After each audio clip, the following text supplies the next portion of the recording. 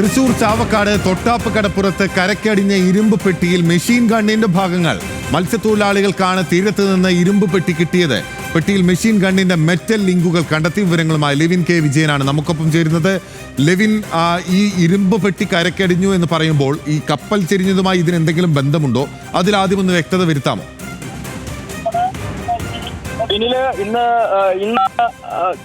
ശനിയാഴ്ച രാവിലെയാണ് ഇത്തരത്തിൽ ഇരുമ്പ് പെട്ടി ചാവക്കാട് കടപ്പുറത്ത് അടിഞ്ഞത്. പ്രദേശവാസിയായിട്ടുള്ള ആളാണ്. ലൈറ്റ് ഹൗസിന് സമീപം താമസിക്കുന്ന ഒരു മത്സ്യത്തൊഴിലാളിയാണ് ഇത്തരത്തിൽ ഇരുമ്പ് പെട്ടി കരക്കടിഞ്ഞതായി കാണുന്നതും അധികാരികളുടെ ശ്രദ്ധയിൽപ്പെടുത്തുന്നതും. തുടർന്ന് പോലീസുകാരടക്കം എത്തി നടത്തിയ പരിശോധനയിലാണ് AK-47 തോക്കിന്റെ അടക്കം ബുള്ളറ്റുമായി ബന്ധപ്പെട്ട് ഉപയോഗിക്കുന്ന ഭാഗമാണ് ഇതെന്ന് വ്യക്തമായിട്ടുള്ളത്. കോസ്റ്റൽ പോലീസും ഉണക്കക്കടവ് പോലീസും ഇത് സംബന്ധിച്ചുകൊണ്ടുള്ള അന്വേഷണം നടത്തുകയാണ്. ഏത് സാഹചര്യത്തിലാണ് ഇത്തരമൊരു പെട്ടി ഈ പ്രദേശത്ത് ഇങ്ങനെ എത്തിയത് എന്നതടക്കമുള്ള കാര്യങ്ങൾ ഇവർ അന്വേഷിക്കുന്നുണ്ട്.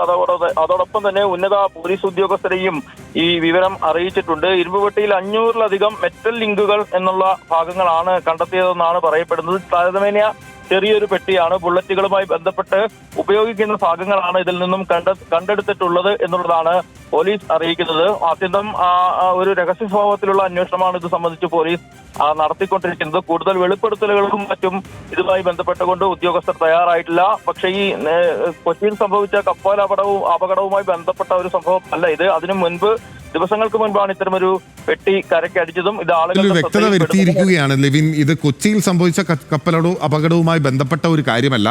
കാരണം ഇത് ശനിയാഴ്ചയാണ് ഈ പെട്ടി കരക്കടിയുകയും മത്സ്യത്തൊഴിലാളികൾക്ക് ലഭിക്കുകയും ചെയ്തത്. പിന്നീട് പരിശോധനയിലൂടെ ഇത് മെഷീൻ ഗണ്ണിന്റെ ഭാഗങ്ങളാണ് എന്നുള്ളത് കണ്ടെത്തുകയായിരുന്നു. അതാണ് ഇന്ന് സ്ഥിരീകരിക്കപ്പെട്ടത്, അല്ലേ?